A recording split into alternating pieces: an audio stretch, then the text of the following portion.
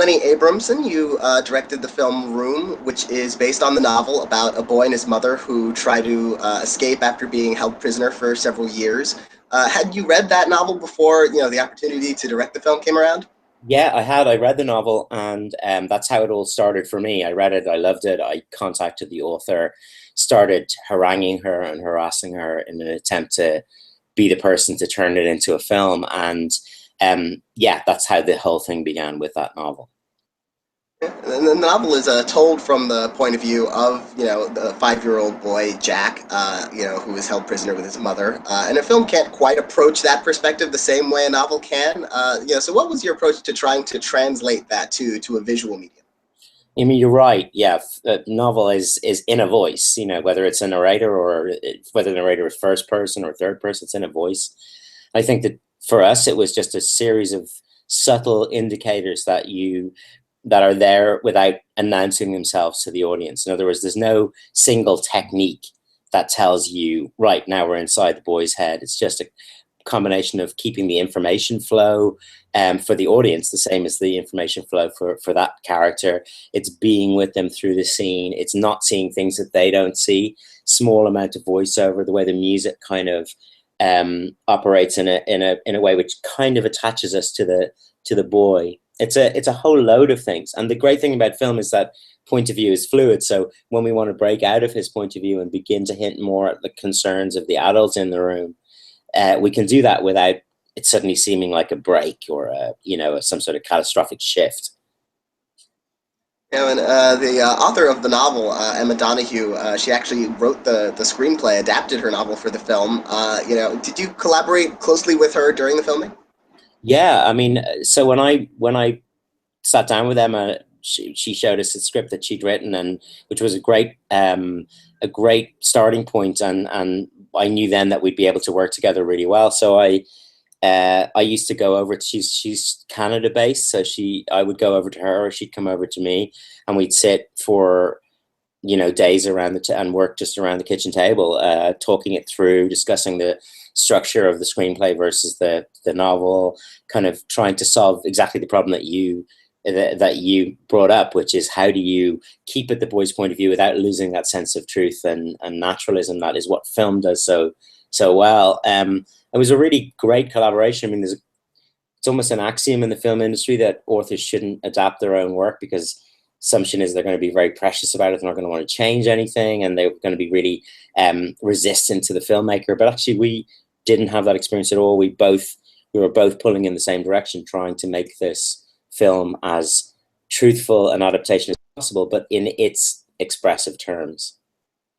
In addition to the challenge of telling a story from, this child's point of view, there's also the additional challenge from a filmmaking perspective, I'm sure, of telling a story that so much of it just takes place in this very small, confined space. Was there also, concern about, like, how are we going to pull that off? How is that going to be visually, exciting and alive for a film?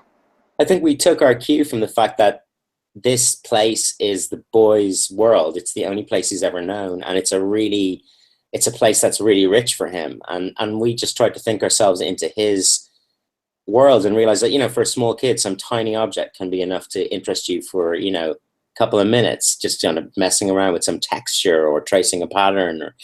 And I rather than thinking about the size of the room as a constraint, I just thought about it as a part of the story. We experimented with a couple of different sizes in pre-production where we built like a very crude version of it. And the first one we built was a bit bigger because we thought, well, this is going to be really difficult. God, it's going to be so tough shooting in that space. And once we stood in the bigger room, we just went, we don't have a story here anymore. This is not what it's about. It's about that constraint. And once we shrunk the room to the pretty much the size of the room in the novel, it actually came alive a lot more. And I think what people experience when they watch the film is they forget about the dimensions and they begin to experience this as a world, which is what we wanted to achieve. What are the unique filmmaking challenges of working within sort of like that much of a confined space that these characters are living in?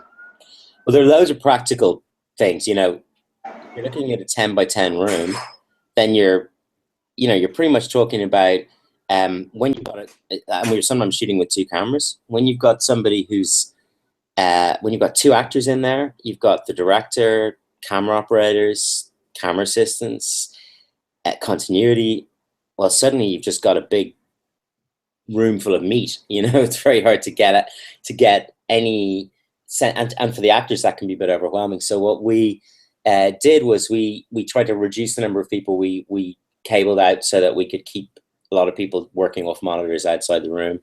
And we also had, the room was pretty modularly constructed, so we could remove sections of wall, and allow the camera in, but the people who are operating it stay outside.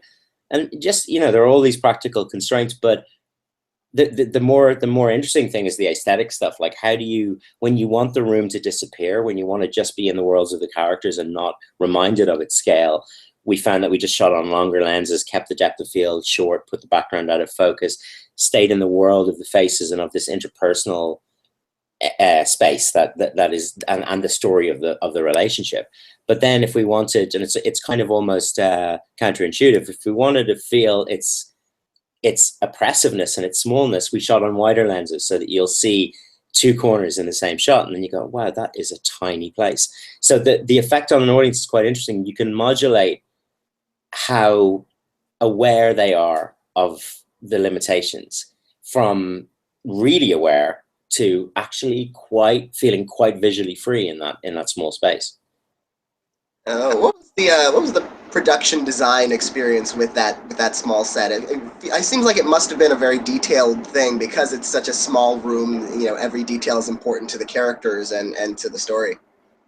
Well, it's, I was lucky to work with this great designer called Ethan Tobman, his New York-based designer, who, he did a huge amount of research. He looked at so many different living spaces that were small. Like, there are these small sort of micro apartments in Asia which have been well photographed. He looked at real cases of people who've been kept for a long period of time in a single room.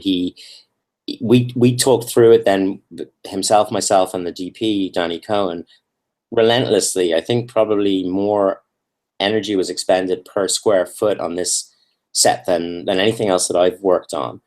And every detail became important, and it's amazing when you start to imagine a life lived in that way, you realize how much you need to think about it. You think, okay, how difficult could this be? But you sort of realize, okay, this is the kid, he scratches drawings on the walls. Well, the drawings he scratches like 1.5 feet off the floor. That's from one age period of his life. And as he gets a bit taller, the things that he scratches, the character of those changes because he's a little bit older. You have to work out where do the shoulders rub against the walls, what are the patterns of, where does the light tend to fall from the skylight, and those tiles are more faded. Every object, where did it come from? Where did the guy who set this place up, where did he buy his stuff? How does she recycle things that she's had because she's got very little, the mother? How does she create toys out of old items? And before long, you've got this really complicated ecosystem inside this box. That's like a machine that allows two people to live and one of them to have a childhood. And if it wasn't fully imagined, then I think that it would just, I don't know, the story wouldn't work. You wouldn't believe it. So much of the story and the film rests on that performance of Jacob Tremblay, who plays the son Jack, and he has to inhabit such a unique point of view, not just being a child in the circumstance, but being a child who really doesn't know what the outside world is. What was it like to direct such a young actor in a role that kind of demanding? The key is he's a young actor. He really is an actor, but he really is very young. So I think it's like a much more work intensive and detailed and involved version of what a director does with a grown up actor. So with a grown up actor, you're trying to find ways of cracking open what's happening, that trying to find other examples from life of situations which help to unlock what's really going on underneath the scene that you're playing. It's with Jake, it's the same, but you just have to find things that a little boy understands and that make sense to him and that help remind him of how he would be in a situation like that. You also have to protect him from the darker aspects of the story and make sure that his experience of this filmmaking is a really positive one. And then it's like, if you can imagine somebody with a great talent for something, but he's never really had much chance to practice it or to use it. And example I give is, there's a point before Tiger Woods ever held a golf club. And when he did, somebody had to show him where to hold his hands. But as he started to work with this, he discovered he had all the things necessary to do this brilliantly. It's the same with Jake. I would talk him through scenes in a very, very detailed way, little piece by piece, line by line.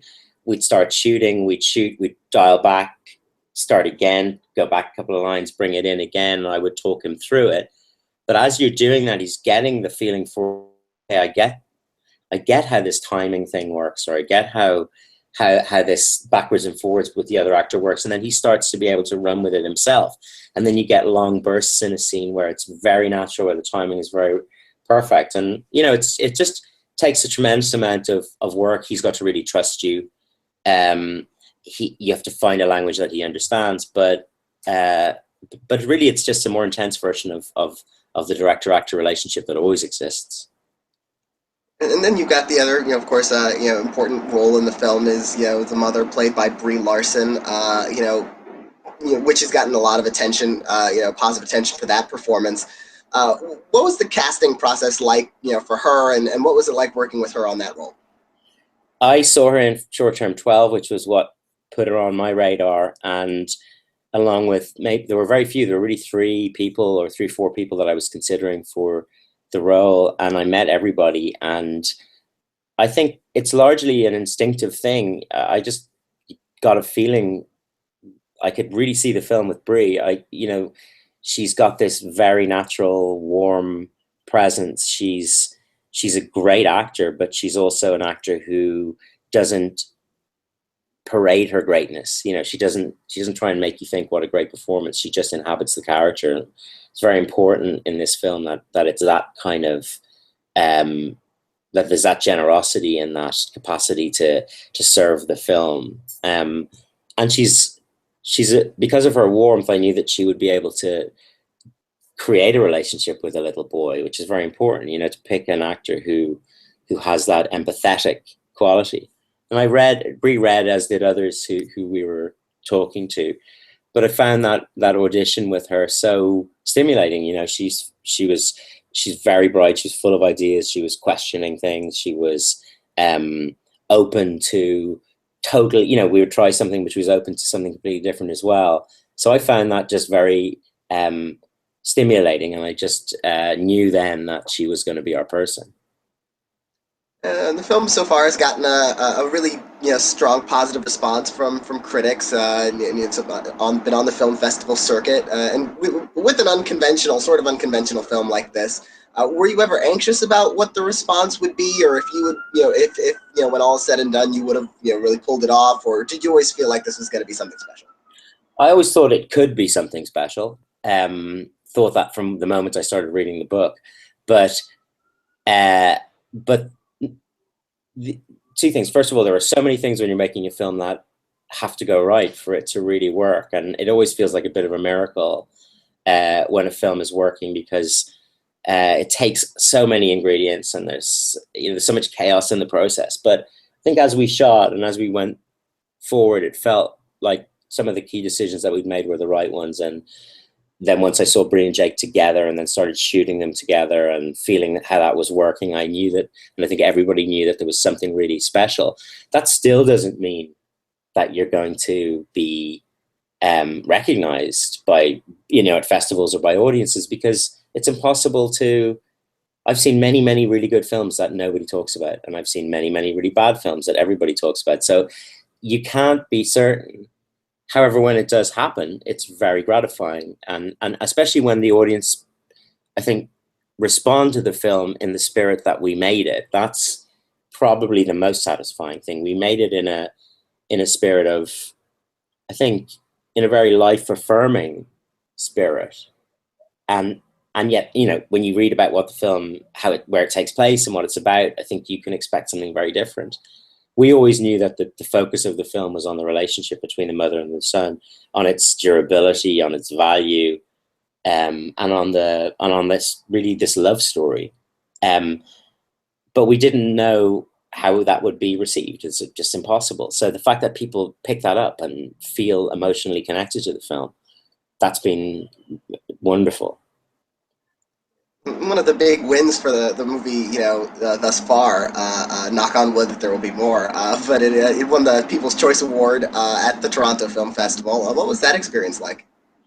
It was great. I was there for the screenings. I wasn't there for the announcement of the award, but the screenings were really special at Toronto. I mean, the audience were so connected to the film, and you could feel it. And the theater is very big; it's like 2,000 seater, and it's just to have an audience all breathing with the film and all expressing how much they cared about it afterwards was great. But I still did not. I really didn't think we were going to win the audience award. I mean, as you say, it's in a way an unconventional film, and normally the winners of those awards are a little bit more obviously crowd pleasing. When when you hear the premise, you kind of think, okay, I can see why that might have won the audience award. So when I was in New York when I heard it, and I was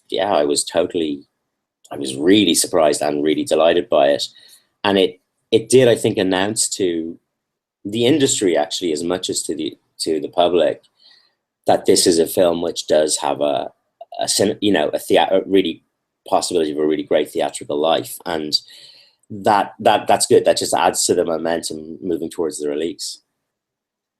Well, I want to congratulate you on the film and the positive response that it's gotten, and for a successful season ahead. Fingers crossed. I have high hopes for it. Thank you. It's good talking to you. Great.